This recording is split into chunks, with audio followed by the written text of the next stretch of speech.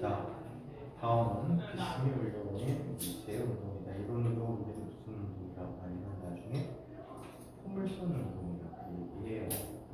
또는 이런 형태도 비슷한 운동으로 면직 상상 운동이라는 운동을 지금 하고 이렇게 돼요. 자, 그래서 이렇게 된 상태에서 물체 운동을 한번 설명을 해보도록 할게. 자, 물체가 올라가다 내려오는 중간에 나타나는 변화를 보시지요. 자, 어떤 변화를 있게 되는 걸 이렇게. 자, 물체가 위로 올라갔다가 다시 아래로 떨어지는 운동을 하고 있어요. 자, 이 물체는 어디 있든지 간에 항상 어떤 힘을 받고 있지? 중력이라는 힘을 받는데 중력은 지구가 물체를 견디는 힘이에요. 지표부터 크게 높이를 받지 않는다면 이 중력은 항상 어때? 지표는 중력은 항상 일정하다고 얘기해. 그래서 이때 중력은 자, 지난 시간에 질량이라는 얘기 잠깐 한 적 있지. 불질이라는 물질의 이완을 받기에 중력 가속도라는 얘기를 해줘요. 중력 때문에 생기는 속도의 변화가 되는데 이거를 G 또는 중력 가속도 상수라고 중학교 책에서는 언급해주고 있어. 그래서 항상 중력이 같아요. 자, 물질이 고유한 양이기 때문에 질량은 변해 안 변해? 안 변해요. 오케이? 그럼 중력도 일정하고 질량도 일정하고 중력에 의한 가속도도 항상 일정한 게 이런 운동의 특성이에요. 자, 바닥에서는 중력이 작용하지 않는다? 중력이 작용하고 있어요. 그러면 어떤 일이 생길까? 바닥에 물체가 놓여 있으면요. 이 물체는 아래로 중력을 똑같이 받고 있거든요. 이때 바닥이 물체를 위로 떠받쳐 주게 돼요. 이게 아직 배우지 않은 개념이지만 바닥이 위를 떠받쳐 주면 뻗팅기는 힘이지. 버팅기는 힘 한자로 뭐라고 쓰면 좋을까? 버팅기는 거를 뭐 한다라고 표현하지? 버팅. 지금 러시아가 우크라이나를 침공했어요. 우크라이나는 러시아에 대해서 뭐 하고 있지? 또 이스라엘이 지금 팔레스타인을 침공했지. 팔레스타인은 이스라엘에 대해서 어떻게 하고 있지? 겨우겨우 버티면서 지금 어떻게 하고 있어? 그걸 뭐 한다고 하지? 방어 개념은 팍팍 막고 있는 거고. 특히 팔레스타인 같은 경우에는 어떻게? 힘으로 밀어붙이니까 혼자 없이 당하고 있잖아. 뭐 한다고 하지? 일제강점기 때 일본 녀석들이 우리나라를 침공했단 말이야. 우리나라 사람들이 어떻게 했지? 침략 당했는데 어떻게 했지? 그냥 대다수의 국민들은 가만히 있을 수밖에 없는데 일부 사람들이 무엇을 했어? 응? 반격? 그 반격이라고 할까? 저항을 했지. 그래서 바닥이 물체가 바닥의 힘에 대해서 저항하는 힘이야. 자, 어떤 방향으로 저항하지? 면에 대해서 어떤 방향이야? 이 면에 어떻게 됐다고 하지?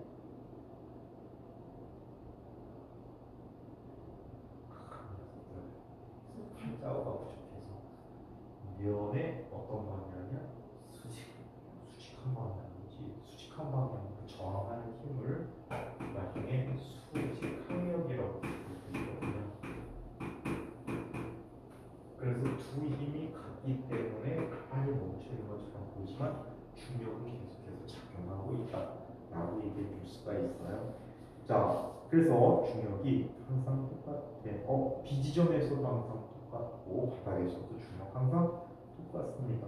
이게 이게 되게 재미나게도 미국의 SAT 시험이라는 거 혹시 들어본 적 있어요? SAT. SAT요? 시험. SAT 1이 있고 SAT 2가 있어. 우리는 SAT 2에 있어. SAT가 뭐지?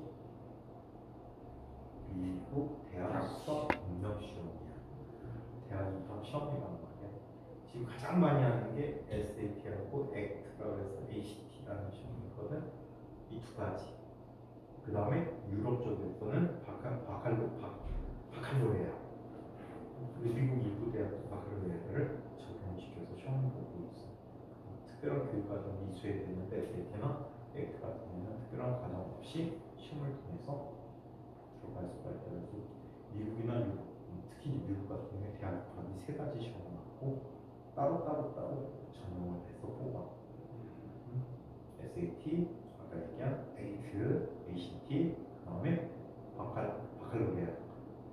원래는 이게 유럽 쪽에서 많이 있는데 지금 미국 쪽 대학에서도 일부 대학이 이거를 이용해서 시험 점수를 쓰고 있어요. 교육과정까지 포함하기 때문에 거기에 차이가.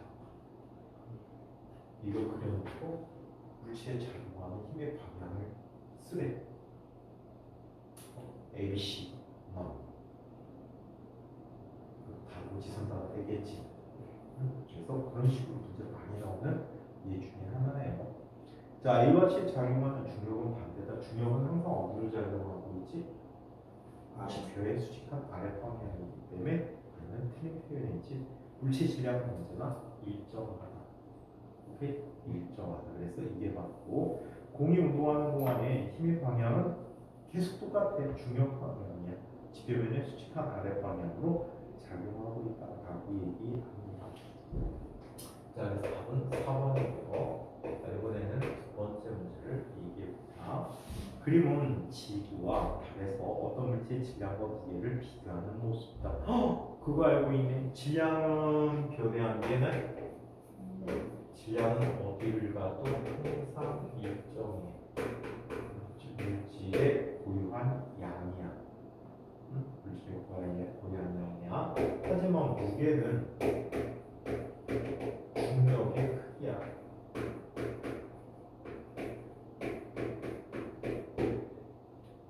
달에서의 중력은 지구에 뭐가 되지? 지구의 6분의 얼마? 6분의 1. 자, 달에서의 중력은 지구 중력의 6분의 1.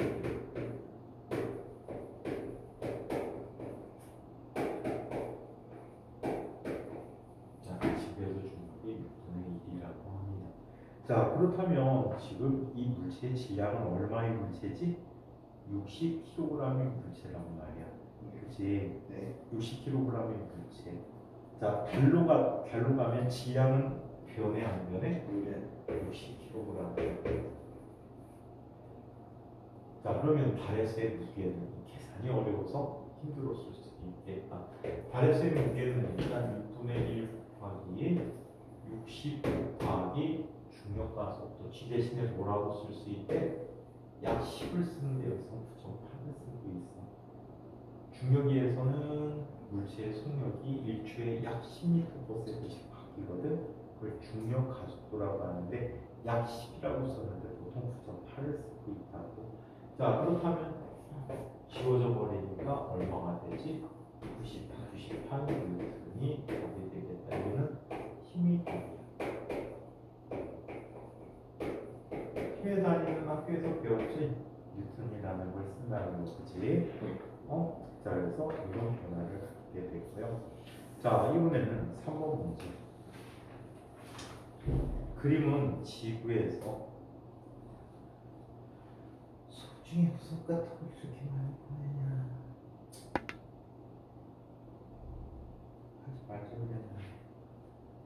자, 그림은 지구와 행성 K에서 양팔조를 이용해서 나타나는데 A의 질량은 얼마야? 양팔조를 측정하는 건 모두 질량을 측정하는 장치야.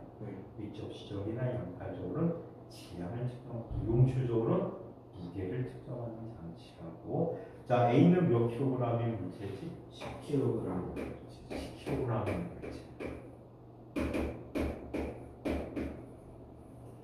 자, B는 몇 킬로그램의 물체야? 4kg. 4킬로그램의 물체야. 이 질량은 어딜 가도 변하지 않습니다. 아시겠죠? 어디 가도 변하지 않아. 이때 지구보다 중력이 5배 큰 행성 K에서의 B의 무게는 얼마입니까? 자, 무게를 W라고 쓸게. W라고 쓸게.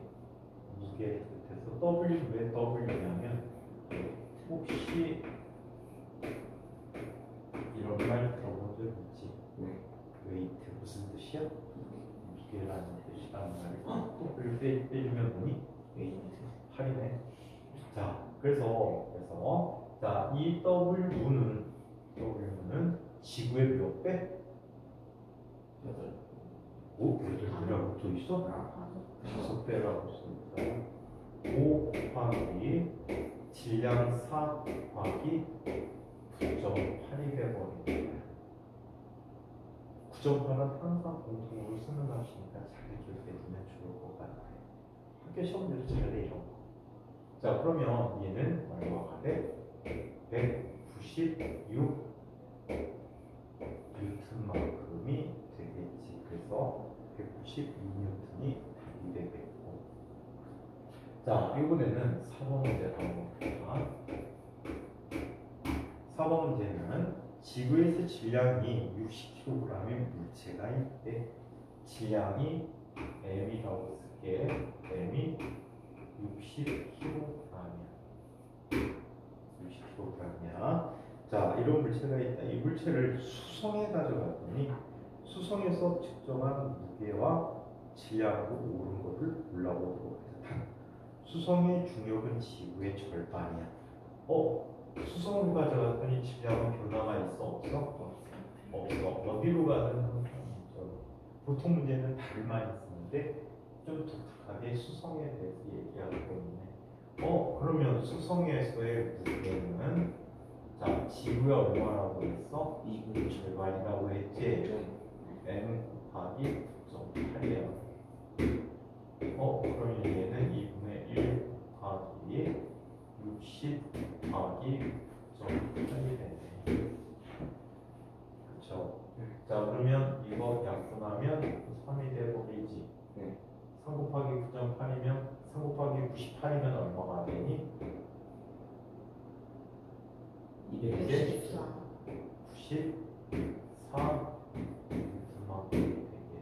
그래서 294뉴턴이 답이 되겠어. 질량 변화 없이 무게만 지구에서의 2분의 1이다. 어려웠나요? 문제 자체 개념은 안 어렵지? 네. 안 어려운데 중력이라는 부분을 여러분들이 꽤 안 배워서 그래요. 배운 줄 알았어. 2단원이라서. 여러 가지 힘이 2단원에 있죠. 그죠? 몰라요? 네. 2단원 배우지 않니? 아직도 1단원에? 저는 왜? 선생님 뒤에서부터 나간다고 해서 과학이 많이 빠져. 과학이 다른 것 때문에 많이 빠져. 다른 것들 많이 빠졌어. 왜 빠졌대? 자, 우리 지난번에 원자라는 얘기 하다 말았지? 네. 자, 원자 앞에부터 그냥 차례차례 또 한번 보자.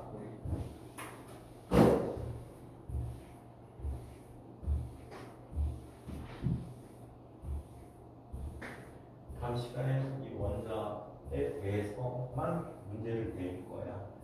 근데 내용 문제이기 때문에 내용만 정확히 알고 있으면 푸실 수 있을 것 같아요. 자, 먼저 우리 원자의 변천부터 한번 살펴보도록 할게. 밑에부터 한번 살펴볼게. 구조를 나중에 보고. 네. 자, 밑에부터 보는데 이 원자의 변천.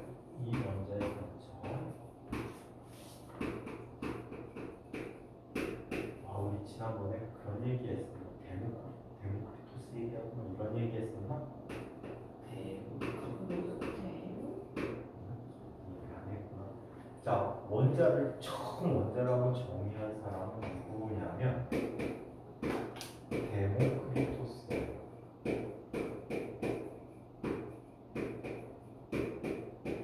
마르크스 사람이야. 이 사람은 원자는 더 이상 쪼갤 수 없다라고 정의했어요.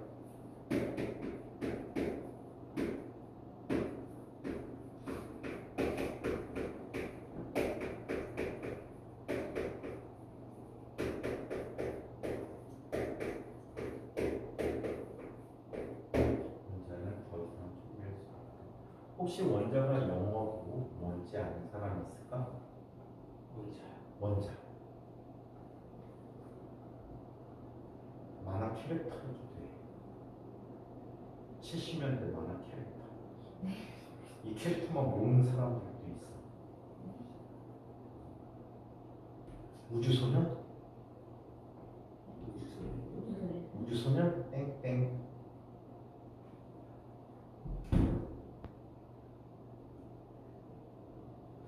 아빠가 코가 큰 대머리 박사님이야. 만나.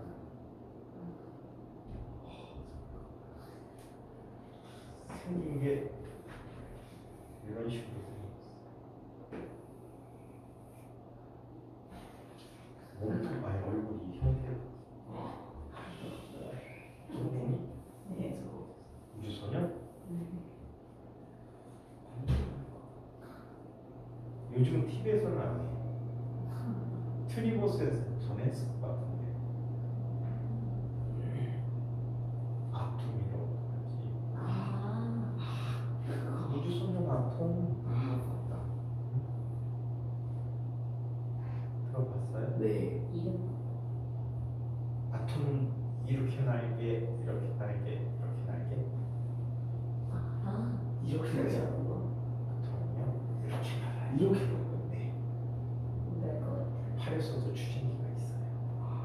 그래서 이렇게 안 날고 이렇게 날아요. 자, 이 아톰은 영어로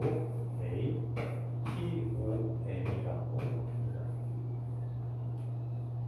여기서 R라는 말은 무슨 뜻이냐면 낫이라는 뜻이에요. 부정형이야. A자가 글자 앞에 붙으면 적도 부정을 뜻해. 낫이. 자, 톰이라는 말은 무슨 뜻이냐면 투컷이야. 무슨 뜻이지? 자를 수 없다 라는 뜻이. cannot 컷이야. 자를 수 없는 물질을 원자다라고 이야기하는 거예요. 그래서 원자는 물질 구성을 가장 기본 입자다라고 정의를 했어. 오케이?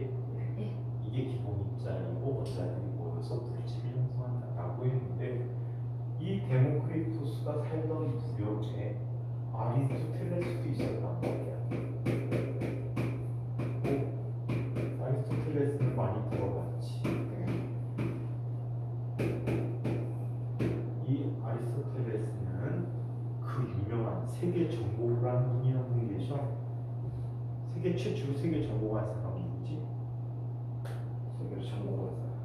이베리아 반도 스페인 영역부터 우크라이나 남쪽으로는 이집트까지 정복한 분이 있어. 그때 당시 그게 세계라고 생각했어. 대왕이야. 알렉산드로스 대왕이지. 보통 이제 알렉산드르 대왕이라고 하는데 알렉산드로스 알렉산드로스 대왕이라고 하고 이 알렉산드로스 대왕이 있었단 말이야. 이분은 마케도니아라는 도시 국가의 왕자였지. 근데 스파르타나 아테네에 비해서 마케도니아가 힘이 약했단 말이야.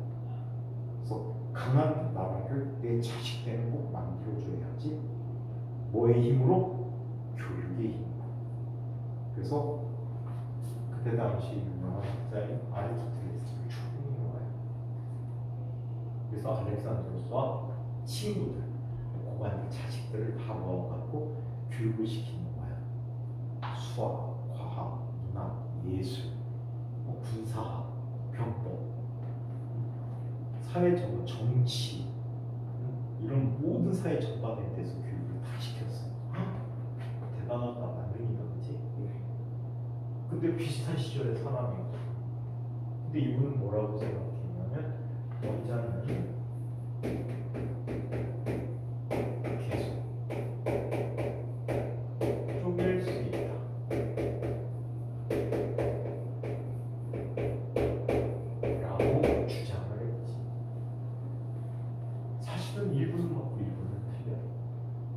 근대화학에서는 얘가 현대화학에서는 조금 더 나눌 수 있었어.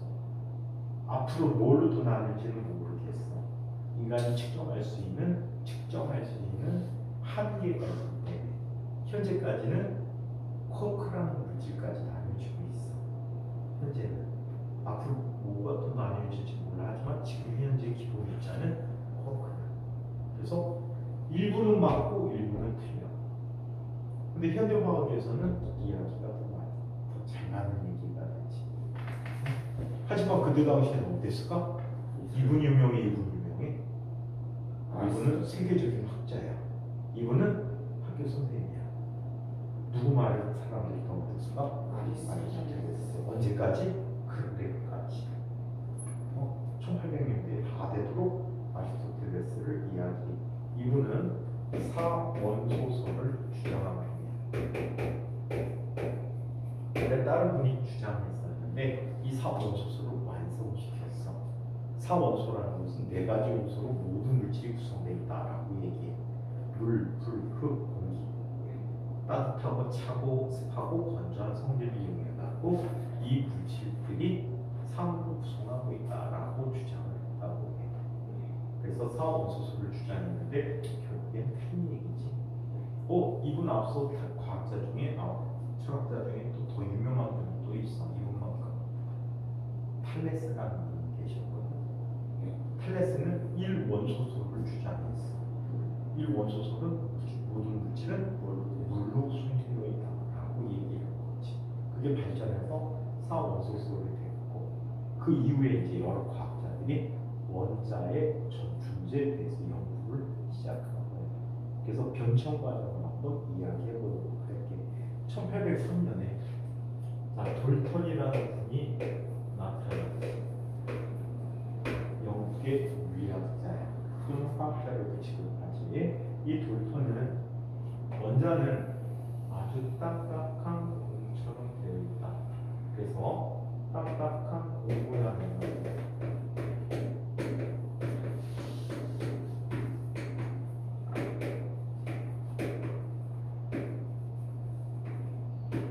원자는 더 이상 쪼갤 수 없다. 이분이 처음 얘기한 원자는 사실은 아톰이 아니고 아토모스야. 근데 원자를 아톰이라고 규정을 했어. 말을 따라서. 그래서 원자는 더 이상 쪼갤 수 없는 구조물이다 라고 주장하고 원자설이라는 걸 제안하게 돼. 자, 원자설은 네 가지로 구성되어 있다. 안 적어도 돼. 원자는 더 이상 쪼갤 수 없다. 같은 종류의 원자는 크기와 모양이 모두 같고 다른 종류의 원자는 크기와 모양이 각각 다 다르다. 원자는 없어지거나 새로 생기거나 또는 다른 원자로 변할 수 없다. 또 원자들이 일정한 비율로 결합하여 물질을 만들고 있다. 그래서 그때 당시까지의 화학 법칙이 두 가지가 있었거든. 질량 보존 법칙이라는 게 있었어. 질량 보존 법칙, 그리고 또 일정 성분비 법칙이라는 게 있었다. 두 법칙을 설명하기 위해서 이 원자설을 제안하게 된 거야. 이후에 자, 톰슨이라는 분이 계셔. 톰슨은 조심해야 돼. 아빠 톰슨과 아들 톰슨 두 분 다 유명해. 노벨상 받았거든. 톰슨이라는 분이 있었는데 이 톰슨은 우연한 기회에 전극을 가했더니 마이너스 극에서 뭔가가 나오더래. 그래서 마이너스 극에서 나오는 광선 같은 것이다 라고 해갖고 이걸 음극선이라고 부르게 돼. 그래서 음극선 실험을 통해서 자, 이분은 이런 모형을 제안하게 됩니다. 원래는 전체 바닥이 모두 플러스야. 나중에 화학 시간에도 배우세요. 플러스야. 플러스 전기가 바탕화면이야. 근데 군데 식빵에 건포도 같은 거 알아? 푸딩에도 건포도 같은 거 넣기도 하지? 그래서 얘를 푸딩 모형이라고 이름을 붙였어.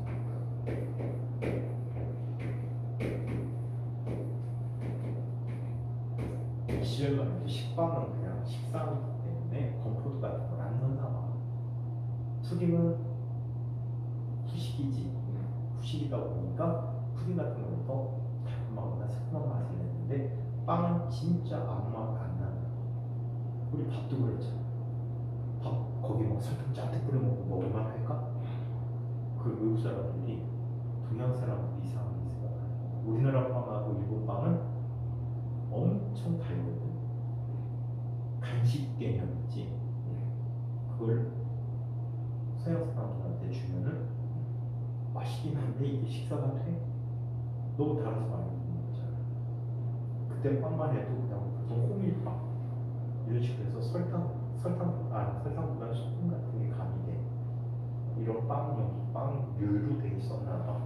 아무튼 이런 푸딩 모형을 제안했고 이 톰슨은요. 자, 응급선 실험을 통해서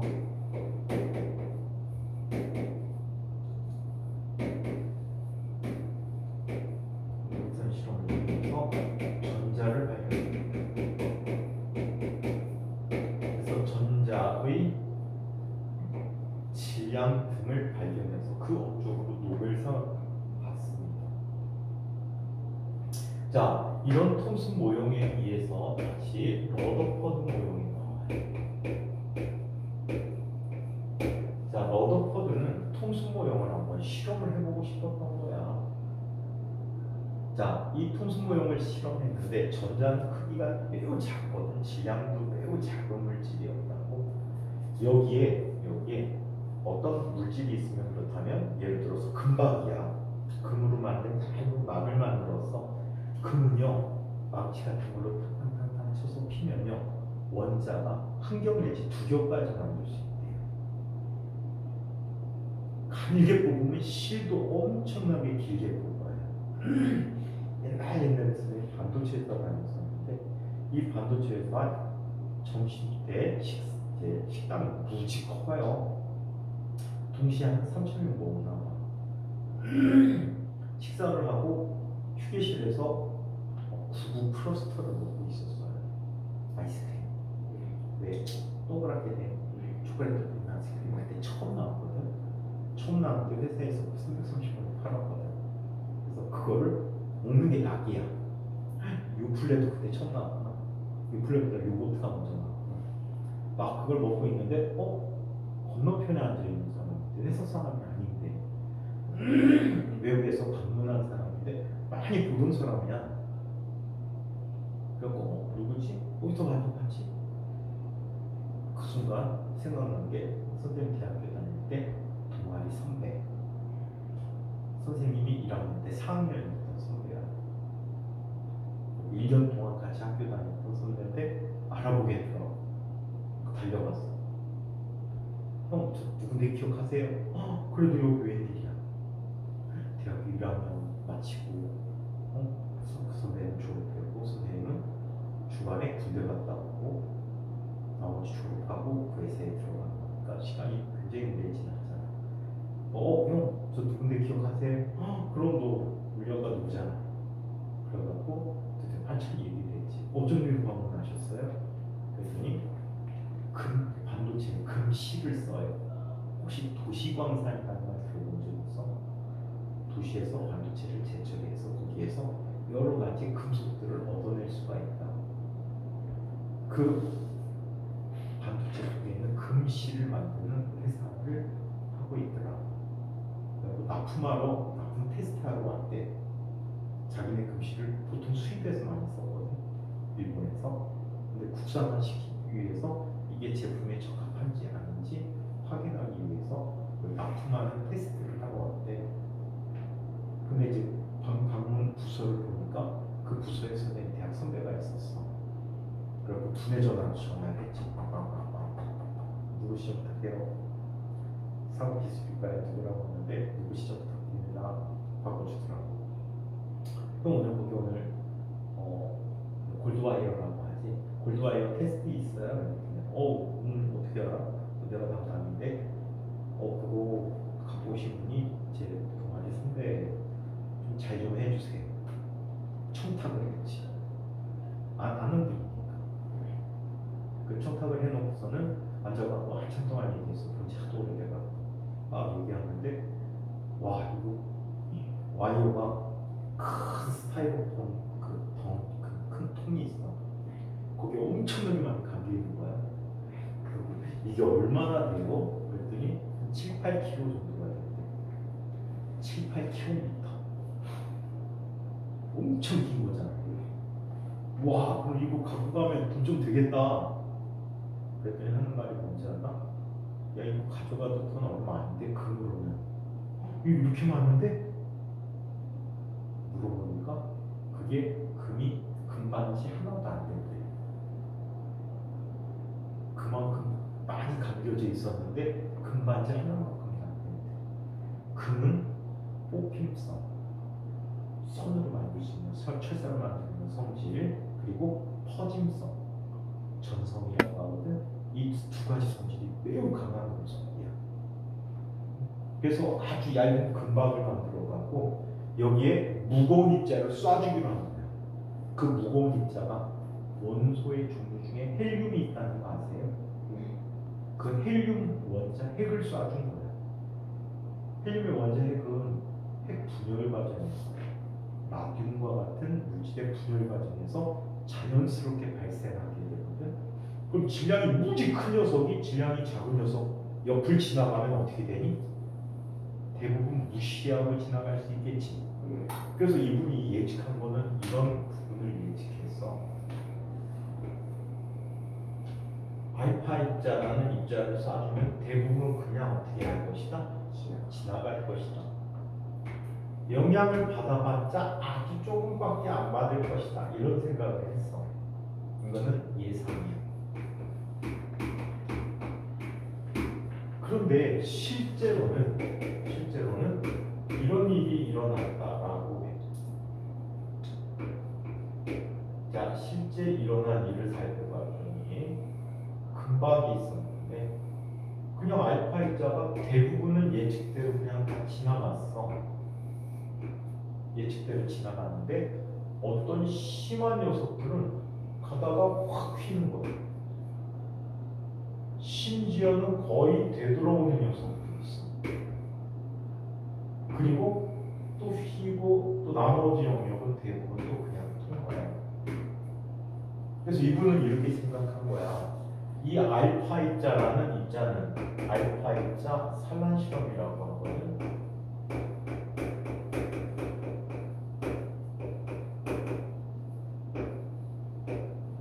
알파 입자 산란 실험이라는 실험을 하게 되는데 이 알파 입자 산란 실험을 하게 되면 질량이 큰 녀석이 들어가기 때문에 지나갈 줄 알았는데 되튕겨 나왔다는 것은 얘보다 질량이 훨씬 더 큰 아이가 있었다는 거예요. 그 다음에 이 알파 입자는 플러스 전기를 띠거든. 밀어내서 나오기 때문에 얘 전하도 무슨 전기를 띄어? 플러스 전기를 띠는 입자가 있다라고 생각하는 거지. 이 입자를 뭐라고 불렀대? 이 입자를 원자핵이라고 불렀대.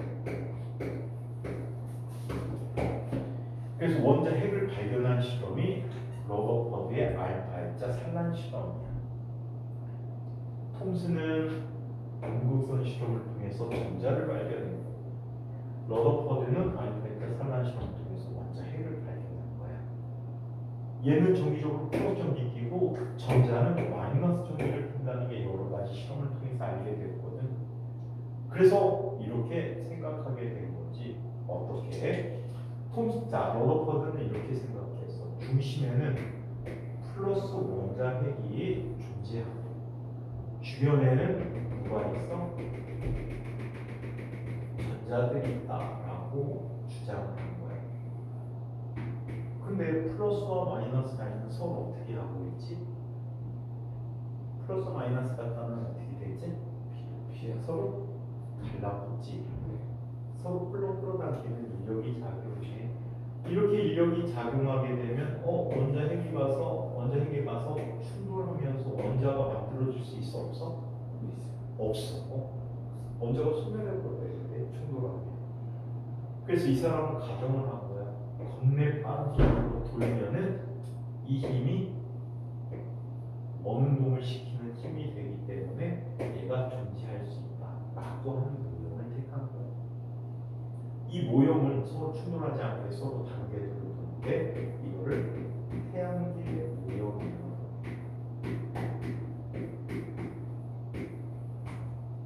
또는 행성계 모형이다.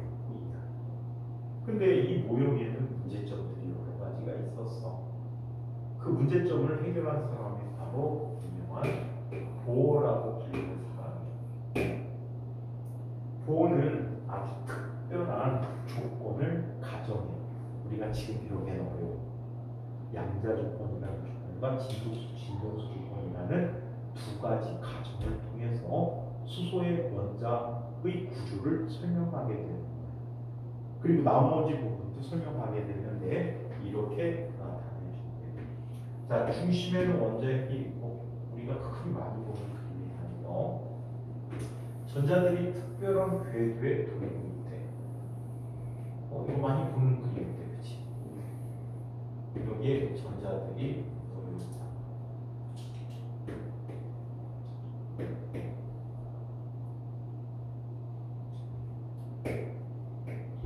이거 인천과학 모형이 마크이기도 하네. 인천과학 마크가 있고 지구가 그려져 있지. 그래서 유화 같은 형태로 됐어.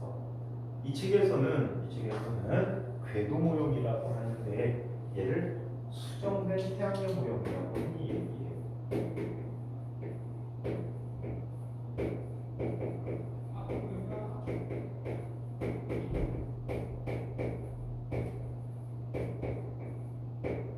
수정된 태양계 모형.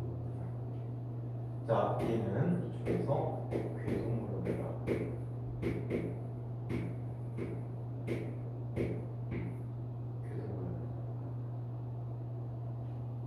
그래서 특별한 정해진 궤도에만 전자들이 돌고 있다. 아무 때나 도는 게 아니고 특별한 조건을 만족하는 궤도에만 전자가 있다라고 주장을 합니다. 그럼 오늘날에는 어떻게 될까? 엄청나게 더 많은 과학자들이 연구를 한 결과 이런 모양의 원자핵이 있으면요, 주변에 전자들이 구름 모양으로 형성이 되어 있다라고 해. 사실은 이게 구름은 아니고요, 전자가 존재할 확률을 점으로 표시한 거예요. 전자가 존재할 확률을 점으로 표시했어. 여기 어딘가에 있어. 오케이? 네. 구름 전체로 있는 게 아니고 여기 어딘가에 있는 거예요.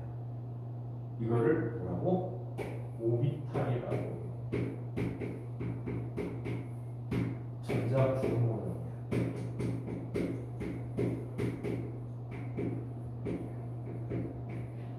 원자의 종류에 따라 이 구름 모양이 굉장히 다양해.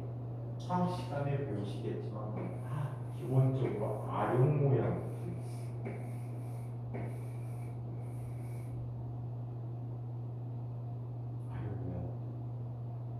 또 D 오비탈이라고 훨씬 더 복잡한 5개로 또 있고, F 오비탈이라고 해가지고 또 다른 모양이 또 있고.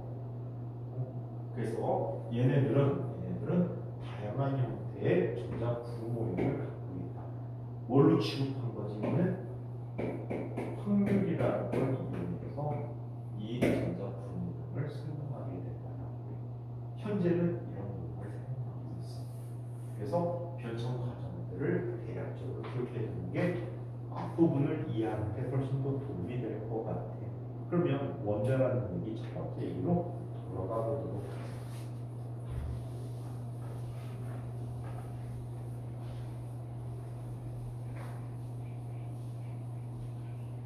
다음 q-테스트는 이 원자에 대해서만 나올 거야.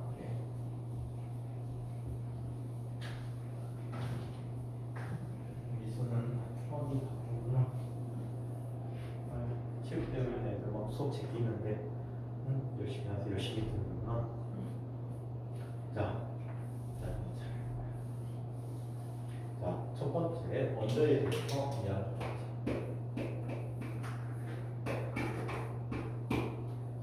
원자는 더 이상 쪼갤 수 없는 물질을 구성하는 가장 기본 입자이다 라고 얘기해.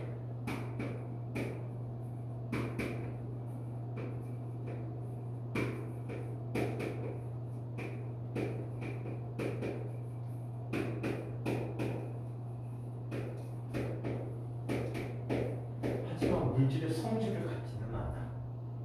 물질의 성질을 갖는 가장 작은 입자는 뭐라고 배웠지? 초등학교 5학년 때 배웠는데 물질의 성질을 갖는 가장 작은 입자를 분자라는 거 배워본 적 있니? 그 분자를 쪼개는 원자들이 되는 거야. 오케이? 옛날에 이 앞서도 더 이상 쪼갤 수 없을 때 그 물질을 원자라고 했는데 실제로는 그게 쪼갤 수 있게 됐지. 자, 그래서 이렇게 되는데 원자의 구조를 한번 이야기해 보도록 하자.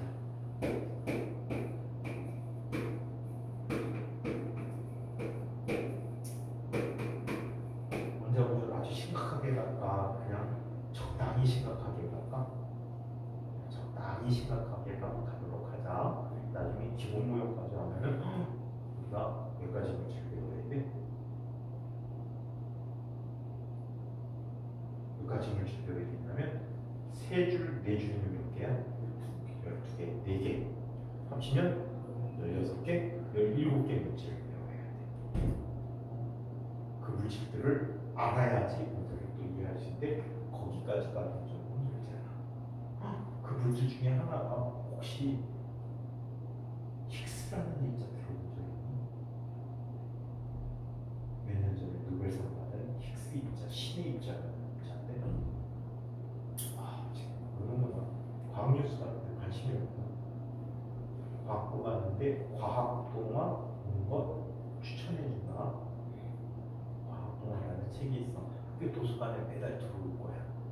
그걸 빌려서 보든가 아니면 인터넷으로 구매하지 말고 그 책 사다 집에다 껴놓으면 그 쓰레기가 되잖아. 구매하지 말고 인터넷으로 신청하면은 약 1년에 얼마 또는 한 달에 얼마 되면은 그거를 전체 내용을 다 구독할 수가 있어. 지난번까지. 읽다 보면 과학 쪽에 관심 많이 갖게 되겠지. 진짜 피곤하구나. 자, 그럼 원자의 구조를 기본적인 원자 구조라고. 원자에는 중심부에 뭐가 있지? 원자 핵이 있어. 그리고 주경부에는 그 원자의 주위를 돌고 있는 전자들이 있다라고 얘기해.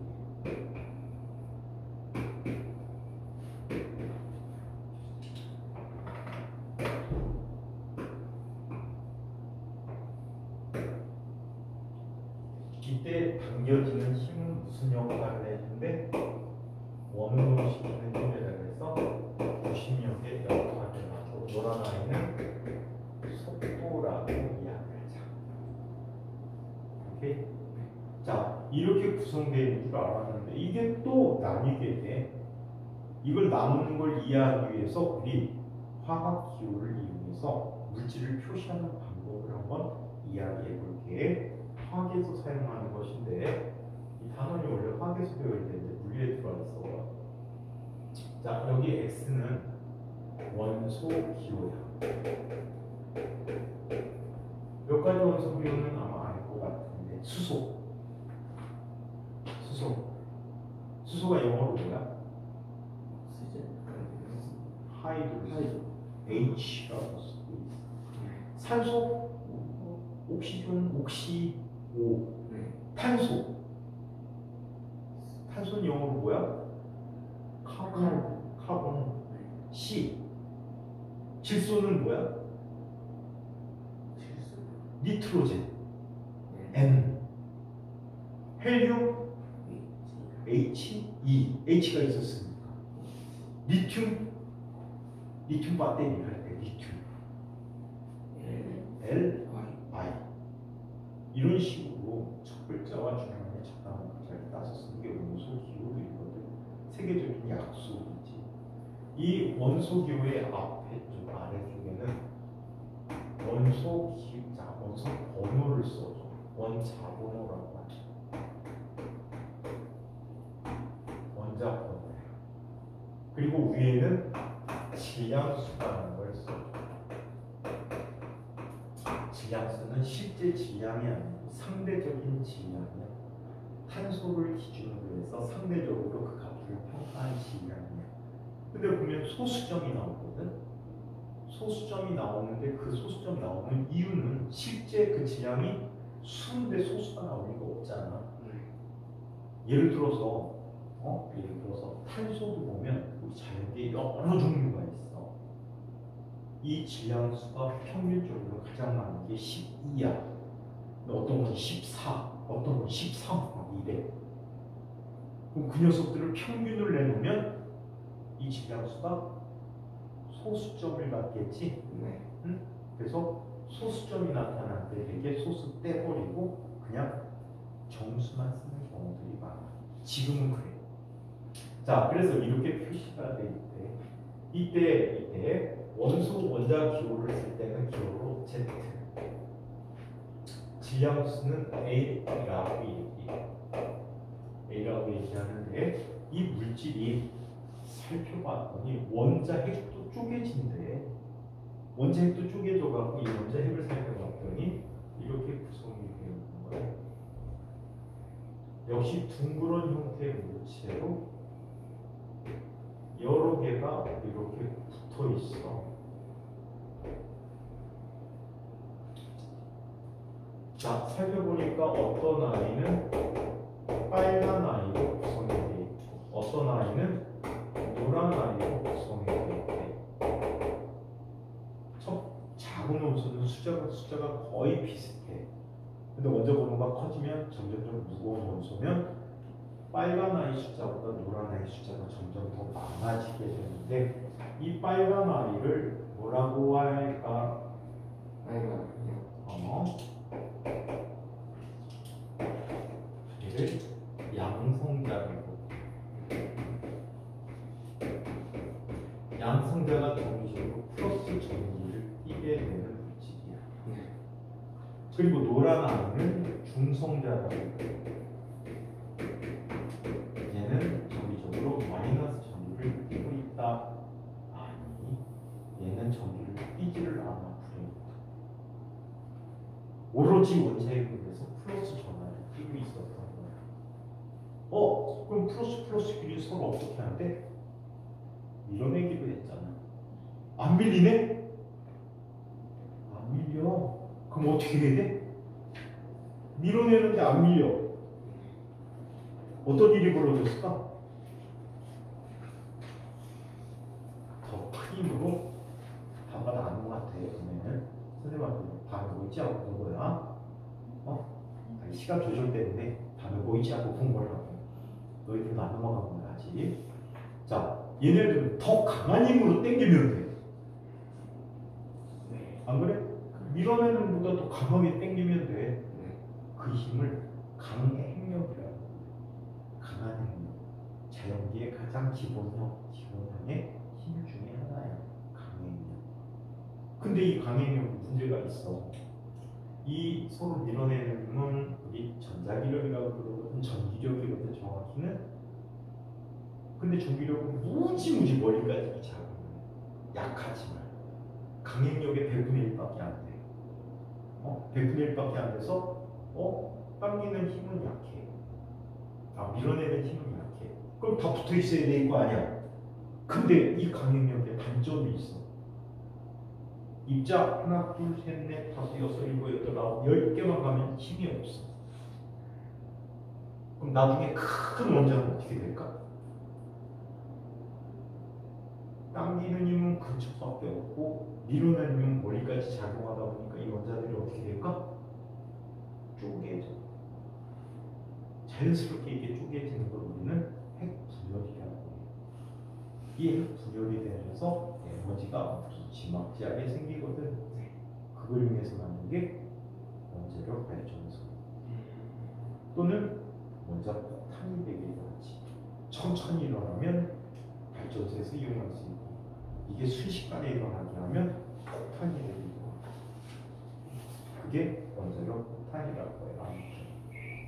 자, 그리고 이 주변에는 누가 돌고 있다고? 전자들이 특정한 궤도로 도는데 그냥 이렇게 표시를 해볼게요. 이런 형태로 그림을 그리는 거를 우리는 뭐라고 부르냐면 표준 모형이라고 해요.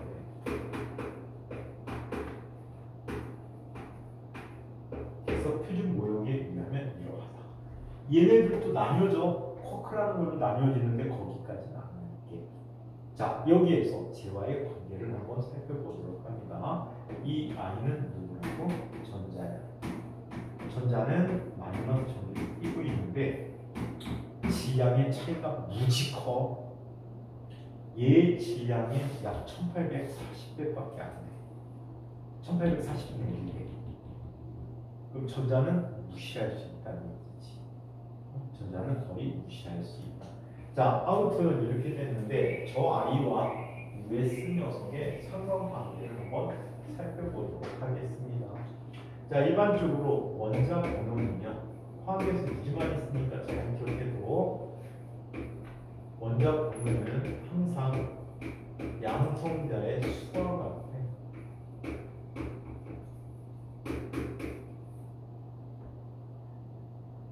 얘가 만약에 상대적 정의가 플러스 1이면 얘는 마이너스 1이 되거든. 그때 이 원자 핵은 정기적으로 또 중성이야.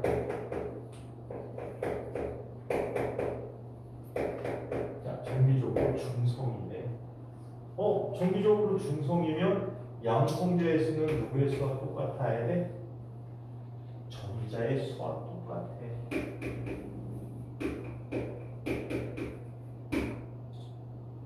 그리고 질량의 대부분은 양성자와 중성자가 차지하거든. 양성자의 질량은 중성자의 질량은 거의 같아. 자, 그래서 얘는 이렇게 얘기해. 질량수는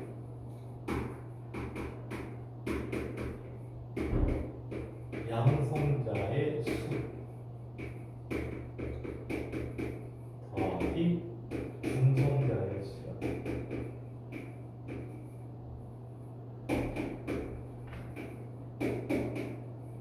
양성자의 수 또는 중성자의 수와 같다고 이야기합니다. 예를 들어서 한번 살펴볼게요.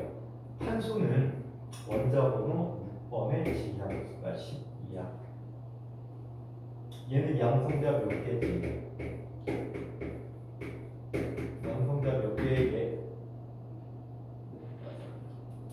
이렇게 6개. 중성자 몇 개? 6개. 그래서 질량수가 12야. 전자수는 몇 개? 또 6. 이해할 수 있겠어요? 화학에서도 많이 사용하니까 잘 기억을 해두시기 바랍니다. 자, 그래서 이렇게 구성된 게 바로 원자라고 합니다. 즉, 표로 나타내주는. 자, 원자는 크게 원자핵과 전자로 구분할 수 있습니다. 원자핵은 플러스 전기, 전자는 마이너스 전기를 띄고 있다고. 이 원자핵은 또 두 종류의 물질 구성이 돼 있어. 하나는 양성자야. 양성자는 무슨 전기를 띈다고? 얘가 플러스 전기를 띄고, 중성자가 있는데 양성자 질량이 비슷하지만 중성자는 전혀 성질이 없다. 오케이? 그리고 원자는 정기적으로 중성의 성질을 띄어야 한다. 화학에서는 배울 거야. 원자가 전자 1커나 얻을 수도 있거든. 그럼 정기적 성질이 변해. 잃어버리면 뭐가 강해질까? 전자를 잃어버렸어. 플러스가 강해지죠, 마이너스가 강해지죠? 플러스가 강해지지. 그걸 우리는 양이온이라고. 이온 음료 할 때 그 이온이야. 전자를 빼앗아오면 음이온이 되는 거야. 마이너스 성질이 강해지는 거지. 자, 그러면 이 발견 과정에서 얘기하는 전자의 발견에 대한 얘기를 한번 살펴보도록 하겠습니다. 전자의 발견에 대해서 얘기해 보도록 할게. 자, 전자 발견. 자,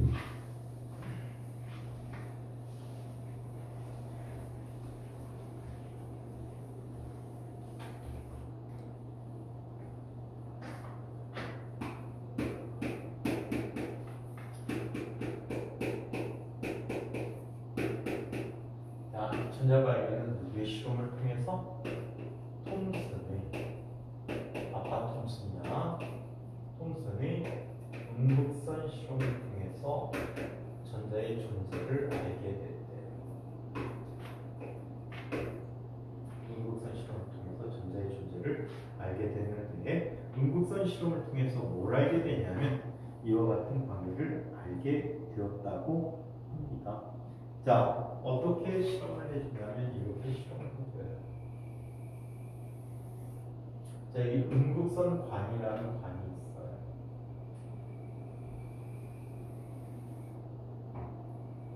자, 이쪽에 형광물질이 발라져 있는 유리판이 있어. 이쪽에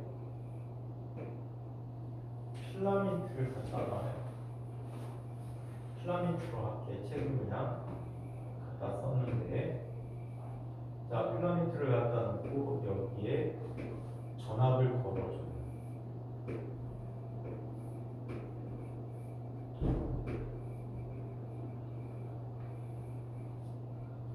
자, 전압을 걸어주고 이쪽에 또 전지를 연결해서 엄청나게 강한 고전압을 걸어줘요. 고전압. 자, 그리고 여기에 극판을 갖다 놔요. 이쪽은 플러스 극을 띄고 있었거든요. 이쪽에서는 마이너스 극을 띄는 음극이 되어지는데 이게 빨갛게 달아올라요. 빨갛게 달아올라 필라멘트가. 그러면서 여기 플러스 위에는 전자는 마이너스니까 서로 어떻게 돼? 당겨져 와서 얘를 지나가게 돼. 물론 지나가지 못한 녀석도 있지만 지나가게 돼서 여기에 자, 빨갛게가 아니고 형광물질 발랐으니까 허옇게 빛이 나는 거야. 그렇다면 여기에서 뭔가가 왔다는 얘기지. 그 정체를 알아보기로 한 거야. 누가? 톰슨. 첫 번째, 자, 직진성에 관한 실험을 한번 이야기해 보겠습니다. 직진성.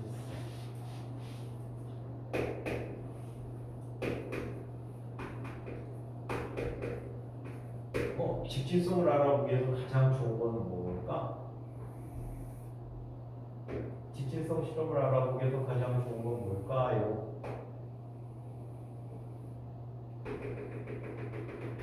그림자가 만들어지는지를 보면 되겠지. 그림자가 만들어지는 보면 될 거야. 여긴 그림을 이제 간략하게 그릴게. 이쪽에 마이너스 극을 갖다 놓고요. 자, 여기에 십자가 모양으로 그 속성 물질을 이렇게 갖다 놓았어요. 그랬더니 이쪽에 전지는 걸어줘야 되지. 자, 이렇게 됐더니 이 뒤쪽에 전자가 도달하지 못하는 부분은 빛이 나올까 안 나올까? 안 나오죠. 나머지 부분은 밝은데 이 부분은 밝지가 않죠. 뭐가 생긴 거지? 그림자가 생긴 거지. 이 그림자를 보고 전자는 직진성을 갖고 있구나 라는 걸 처음 알게 됐어요. 자, 그 다음에 또 이런 실험을 해버렸어요. 자, 여기 음극선을 갖다 놓고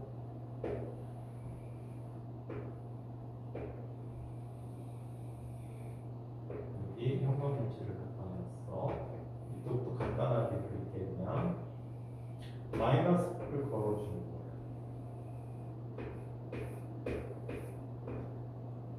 자, 이 높은 전압을 걸어주고 이쪽에 아까처럼 이렇게 방향을 통과시키게 만듭니다.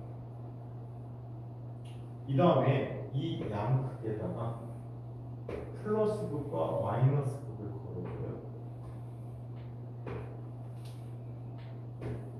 자, 위쪽이 플러스 극이라고 하고 아래 마이너스 극이라고 하면 전자는 어떤 움직임을 가질까? 똑바로 쭉 와요. 오는데 얘는 성질이 전자는 마이너스 성질을 띈다 그랬지? 그럼 어느 극 쪽으로 휠까? 플러스 극 쪽으로 휘는 성질을 갖게 돼서 중앙보다 높은 곳에 가서 밝은 점을 만들어줘. 아, 이 성질을 이용해서 살펴보니까 얘는 마이너스 전기를 갖고 있는 물질이구나 라는 걸 확인할 수 있어. 자, 책에는 없어서 추가해서 설명해 줄게. 아직까지는 좀 어려운 개념이 될 수도 있는데, 자, 추가시켜서 또 다른 실험을 해보자. 얘는 전기장에 관한 실험이다. 전기장이 있으면 뭐가 있어야 돼? 자기장이 있어야 되겠지. 자기장에 대한 실험을 해보기.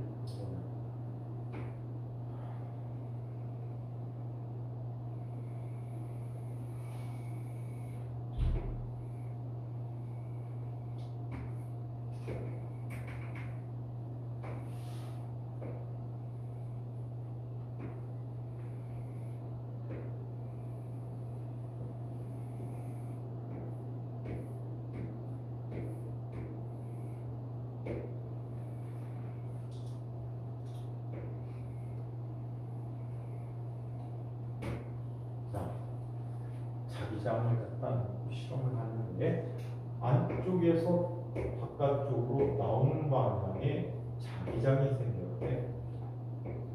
이거는 어떻게 만들어주냐면 뒤에다 N극으로 앞에 S극을 놓는다. 뒤쪽에는 자석 구승극, N극, 앞쪽에는 S극을 놓으면 이런 자기장이 생겨. 자, 이때 똑바로 진행해 오리라고 예측을 했는데 말이야. 쭉 오다가 얘가 갑자기 어떤 일이 일어난다고 해? 자기장이 나오고 있는 상태에서는 위쪽 방향으로 힘을 받아서 위에서 점을 치게 해. 이걸 통해서 얘는 어떤 성질을 갖는다? 마이너스 전기를 띈다라는 걸 확정하게 돼요. 이걸 나중에 비전화 실험이라고 하거든. 비전화라는 것은 이 전자의 전하량과 전기의 적음을 나타내 질량의 비를 이분이 측정을 했어요. 실험을 통해서. 이 실험을 측정해 놓고요. 이 실험을 측정해 놓고 나중에 밀리컨이라는 사람이 있어요.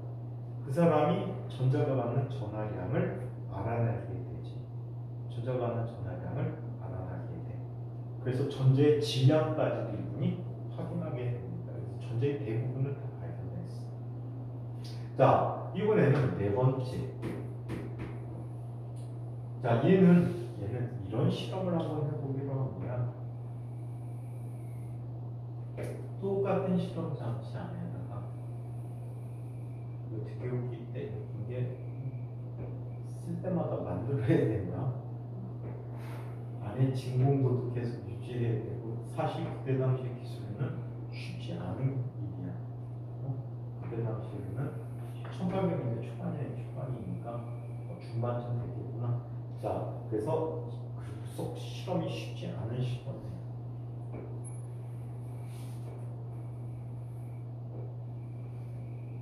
자, 이렇게 놓고 여기에 바람개비를 나타났어요.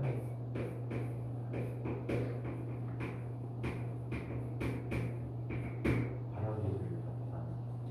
그러면 얘가 아무것도 아니라면 지나가면서 아무 일도 안 일어나야 되는데 얘가 돌아버리는 거예요. 그 얘기는 뭐야? 얘는 질량을 갖고 있다는 이야기야. 그러니까 질량을 갖고 어려운 얘기는 운동량이 존재하는 아이구나. 질량과 빠르기를 갖고 있는 아이구나 라고 얘기하게 돼. 그래서 전자들이 이런 성질을 갖고 있다라고 발견한 분이 바로 톰슨이라는 분입니다. 자, 그 다음에 원자 핵을 발견한 사람은 누구라고 했지? 러더퍼드라고 얘기했지. 네.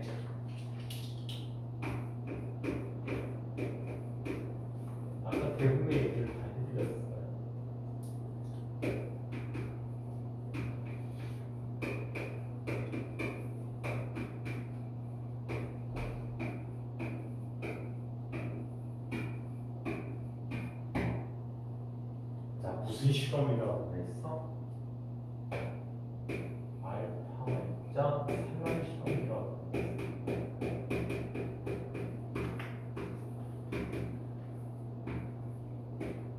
알파 입자 산란 실험이라고. 자, 이런 실험을 했더니 아까 했던 얘기 거의 그대로야. 금방울 같다는 거 대부분 지나가는 대팅에 나온 녀석도 있더라. 질량이 엄청나게 크고 프로ton을 띈 녀석이 있구나 라는 정보를 얻게 되는데 이야기를 최고로 한번 살펴보도록 할게요. 자, 여기 알파 입자 1이라고 되어 있는데 알파 입자가 따로 나오는 경우는 없어요. 알파 입자는 라듐과 같은 방사성 물질에서 알파 붕괴라는 붕괴를 하면서 자연적으로 만들어지는 물질이에요. 여기 방사성 물질이 이 안에 있는 거야.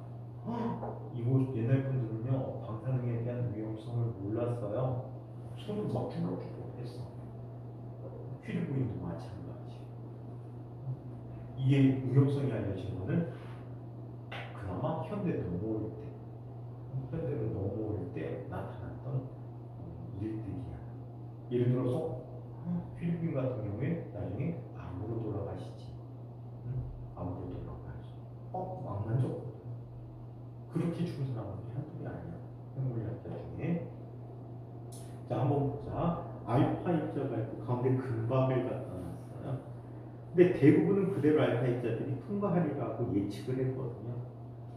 근데 심지어는 거의 90도로 되튕겨오는 녀석들까지 있더라. 또 크게 휘는 녀석도 있더라. 이 사실을 모아 알파 입자보다 질량이 훨씬 더 크고 같은 플러스 정밀도끼는 입자가 있을 것이다 라고 추정을 했다는 얘기지. 자, 실험 과정. 얇은 금박 주위에 원형 스크린을 설치하고 플러스 전하를 띠고 있는 알파 입자. 알파 입자는 헬륨의 원자핵이라고 얘기했죠. 헬륨의 원자핵이야. 자, 알파 입자를 금박과 충돌시킵니다. 금박은 금으로 만든 얇은 판이야. 실험 결과 대부분의 알파 입자는 금박을 그대로 통과하여 직진한다. 이거는 무슨 뜻일까? 대부분 통과하여 직진한다는 건 무슨 뜻일까? 원자 크기에 비해서 원자핵이 차지하는 크기가 무지 작다는 거야. 예를 들어서 수소 원자를 비교한다면 수소 원자는 이런 식으로 비교해 줄 수 있어. 여기가 문학 경기장, 야구장, 둘레야. 이때 마운드에 모래 한 알이 원자핵이야. 그럼 대부분은 다 어떻게 돼 있어? 비어 있어. 여기에 전자가 들어오고 있고요. 여기 원자핵의 크기래. 이 크기를 어느 정도로 비교하냐면 수소 원자의 경우에는 이 원자핵의 크기가 10의 마이너스 15승미터. 반면에 이 원자의 크기는 수원자의 경우에는 원자의 크기는 10의 마이너스 10승미터입니다. 비교가 되니 10만 배만큼 차이가 난다는 거예요. 비교할 수 없을 정도로 차이가 크다. 아시겠어요? 비교할 수 없을 정도로 차이가 매우 크다. 아시겠죠? 그래서 이런 크기의 차이가 중요합니다. 마운드에 있는 모래 하나과 문학 경기장 크기가. 그럼 대부분은 어떻게 돼? 비어 있다는 얘기지. 대부분이 비어 있으니까 대부분은 그냥 지나가게 되는 거지. 그래서 대부분은 다 지나갔다라고 합니다.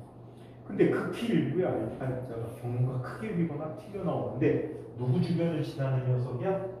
원자핵 주변을 지나는 녀석이 그런 영향을 받겠지. 원자핵 주변에 있는 녀석들이 크게 휘거나 되튕겨 나오는 이런 영향을 받게 된다라고 얘기할 수가 있습니다. 자, 그러면 해석을 한번 살펴보자. 대부분의 알파 입자가 그대로 통과하고 금박을 구성하고 있는 원자는 대부분이 빈 공간으로 되어 있다. 어느 정도 크기? 수원자 같은 경우에 10만 배만큼의 크기 차이야. 자, 두 번째, 알파 입자가 금박에 충돌하는 튀어나오려면 알파 입자를 튕겨내는 입자는 플러스 전하를 띄어야 하며 그 질량이 알파 입자보다 커야 한다. 알파 입자보다 질량이 금방이 훨씬 더 컸다는 거야. 오케이? 자, 한편 러더퍼드는 이 결과를 해석하여 원자의 중심에는 원자 질량의 대부분을 차지하며 밀도가 어마무시하게 커. 원자 질량의 대부분을 차지하며 플러스 전하를 띈 입자가 뭉쳐 있을 것이라고 생각하고 이것을 원자핵이라고 불렀으며 주변에 누가 돌고 있는 거야? 전자들이 돌고 있는 것이다 라고 얘기할 수도 있다. 문제가 몇 개 안 돼, 4개밖에 안 되는데 한번 숙제로 한번 그려보도록 할게요. 자, 다음 시간에 이 부분부터 새로 해드리겠지만 물질의 상태에 대해서 이야기해 보도록 하자. 물질의 상태. 화학 얘기가 너무 우리에 많이 포함이 돼 있어.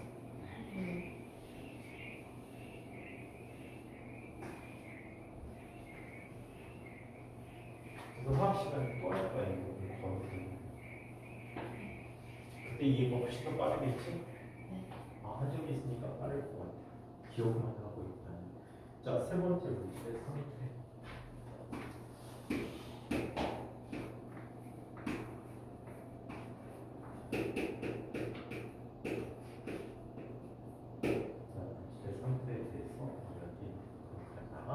자, 물질에는 세 가지 상태가 있다는 거 알고 있나요? 어떤 상태가 있죠? 고체, 기체, 온도와 압력에 따라서 이런 상태를 결정해 줄 수가 있다고 얘기해요. 자, 물질의 세 가지 상태.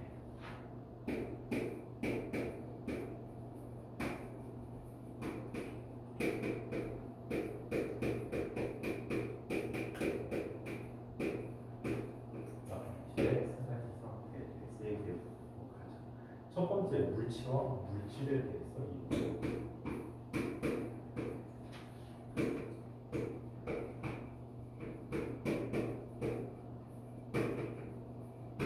물질과 물질에 대해서 이야기해보도록 하자. 첫 번째 물질에 대해서 얘기해보자. 이거는 화학과 관계된 얘기인데 쉽게 비교를 해줄까? 우리 쌀이 있어, 쌀, 예를 들어서 쌀이야. 쌀, 일반적으로 밥을 해 먹는 음식 자체의 재료를 쌀이라고 하지. 또 물체로서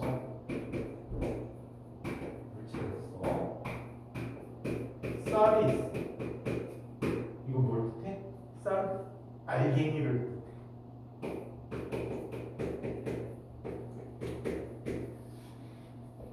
물질로 나무가 있어. 나무를 만들 수 있는 종류가 되게 많지. 뭐가 있지? 예를 들어 책상, 종이. 자, 이런 구체적인 형체를 갖고 있는 것들을 우리는 물체라고 하고, 물질이라고 하는 것은 그 물체를 구성하는 재료라고 보시면 될 것 같아요. 그래서 물체는 책에서 이렇게 표현했어. 크기와 모양을 가지고 있는 사물을 물체라고 한다. 예를 들어 쌀, 알, 책상, 그 다음에 나무, 문, 이런 식으로 표현하는 이런 재료가 있다고 하면 물질은 물체를 이루는 본 바탕 또는 재료다 라고 얘기해서 밥을 지을 때 쓰는 재료는 쌀이다. 오케이? 네. 책상을 만들 때 사용하는 재료는 나무가 되고 있고, 여기는 프라이팬이 나오네. 프라이팬을 만드는 재료는 철. 자, 이런 식으로 물질과 물체를 구분할 줄 아셔야 한다. 아시겠죠? 그래서 물질은 원재료, 물체는 그 재료로 만든 어떤 형태를 갖고 있는 것이라고 보시면 되겠습니다. 자, 이번에는 분자라는 얘기가 나오고 있어요.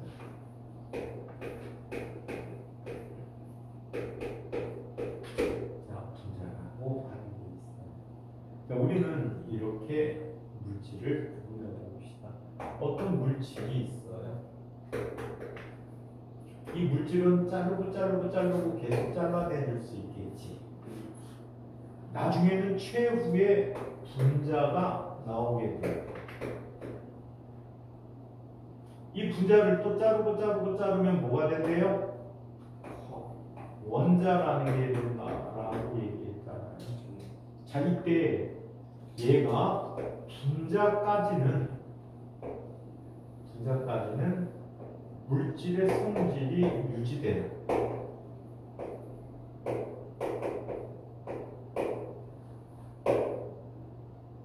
원자부터는 성질을 어떻게 하니? 잃어버리게. 아시겠어요? 네. 그래서 물질의 성질을 이루는 가장 작은 자가 바로 뭐야? 분자다라고 이야기할 수 있어요. 예를 들어서 우리가 마시는 물이 있어요. 네. 물을 쪼개면 뭐가 되지? H2O라는 물 분자가 되는 거야. 얘는 물 분자야. H가 뭐라고 했지? 응? H가 뭐라고 했어? 수소라고 했지. 얘는 수소와 뭐로 나뉘어지게 돼? 산소로 나뉘어지겠지. 네. 여기까지만 물의 성질을 지니고 있어. 여기까지만 얘는 물의 성질을 갖고 있어.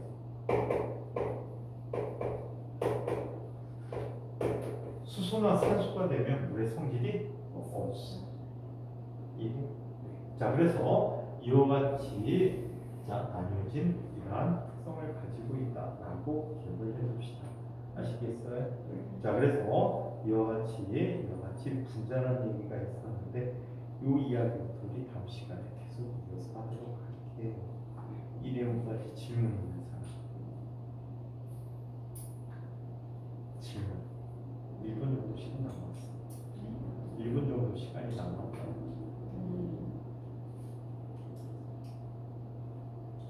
질문. 시우 질문.